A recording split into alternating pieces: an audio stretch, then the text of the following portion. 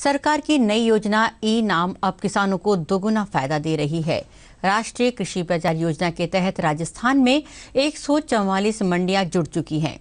कृषि विपणन विभाग के उप निदेशक केसर सिंह ने बताया कि राजस्थान में राष्ट्रीय कृषि बाजार योजना के तहत 13 लाख किसानों को पंजीकृत किया जा चुका है। वहीं 38,000 व्यापारी भी जुड़ चुके हैं। उन्होंने बताया कि प्रतिस्पर्धा मूल्यों के साथ ही किसान को देश की मंडियों के भाव की भी एक पोर्टल पर जानकारी मिल जाती है।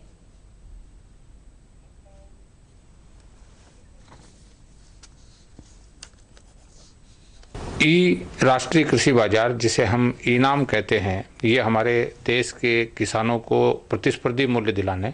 और व्यापारियों को उनके व्यापार के अवसर बढ़ाने, अर्थात इसके जो दो मुख्य रूप से कर्ता धर्ता है या जिनको हम स्टेक होल्डर्स कहते हैं, उन दोनों ही वर्गों के लिए ई नाम एक संजीवनी के रूप में भारत सरकार ने लागू किया है। ई नाम के लागू होने के साथ साथ हमने मंडियों में असेइंग लैब की स्थापना की है। असेइंग लैब का मतलब ये है कि उनकी जो पहले किसानों को उनकी उपज जो मंडी में लाते थे उनकी परख की जानकारी नहीं हो पाती थी, तो उसकी जो क्वालिटी जो उसकी परख के लिए है, राजस्थान में हमने मुख्य रूप से जैसे सरसों में उसमें ऑयल परसेंटेज कितना है, उसमें आर्द्रता कितनी है, और आज जो मंडियों में सरसों बिक रही है वो हमारी परख या जिसको कहते हैं कि हम लैब रिपोर्ट के आधार पर ही उसकी बिक्री हो रही है, जिससे किसानों को उनकी क्वालिटी के हिसाब से उनका पैसा मिल रहा है। अभी भारत सरकार ने जो बजट 2020-21 जो था, इस बजट में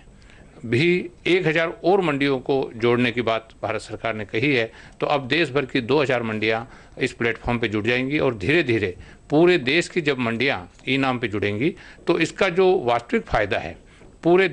तमिलनाडु में बैठे हुए किसान को जम्मू कश्मीर में व्यापार करने की और कश्मीर से राजस्थान के हमारे व्यापारियों को आपस में व्यापार करने की सुविधा होगी, और किसानों को एक स्थान से दूसरे स्थान अर्थात एक राज्य से दूसरे राज्य में बेचे जाने की भी इसमें अपनी उपज को बेचने की सुविधा प्राप्त होगी।